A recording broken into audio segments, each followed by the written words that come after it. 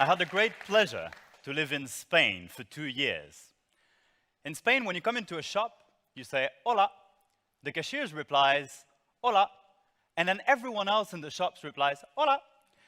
It looks a little bit like this, and you feel very much welcome. I was in Spain this summer. I came back to Norway where I live, and then I got into a grocery store. And then I said, hi, hi.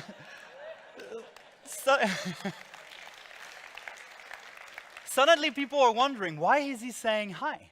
Because they're expecting me to start a conversation, to ask a questions. Greetings mean something different. They're much more purposeful. They're much more pragmatic. And this is one of the first things you realize when you move to a different culture. Yeah? It's the outer shelf of culture. And it's not just about greetings. It's about how you do it and when you do it. I was born and raised in a French-speaking part of Canada.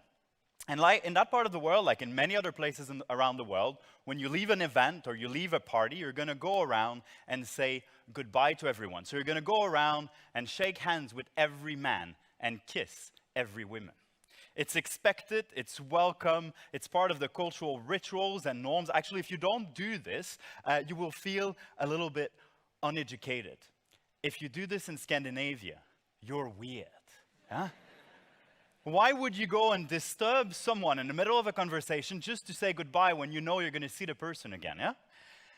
Greetings is the outer shelf of culture, and this is one of the first challenges you will meet changing culture. If you come from a culture where the emotion is very obvious, when you meet someone and you're very happy, you're showing it to the person. You're showing you're very happy, maybe you're going to hug the person, you're showing it very clearly. If you're angry, you're going to do the same. You're going to show that you're angry, and the person will see it very clearly. So if you come from a culture like this and you move into a culture where emotions are much more subtle, and you try to interpret the behaviors of others, it may look something like this for you. So you see that maybe the person is very happy or very angry. However, based on your own cultural perspective, you won't be able to identify that because happiness and being angry is expressed in such a much more obvious part. So you may end up to completely misinterpret the emotional feedback you get from another person. I like to see cultures as extremes, or I like to represent extremes of culture so that people see the differences. And today I'm going to be using fruit to sort of express different type of culture, extremes of culture. The first one is the warm culture, is the culture which is very soft from the outside. You feel very welcome. And I want to use the peach to represent this. Yeah? And we can think here about, for example, an American woman, you don't know her very well, and she wants to show that she's happy to see you, so she will be doing something like, oh my God, I'm so happy to see you, and come closer to you, maybe hug you and say, you know that I love you. And you feel it's very soft, and she really wants you to be there. And so that's the soft culture. The other culture I like to represent is the coconut culture.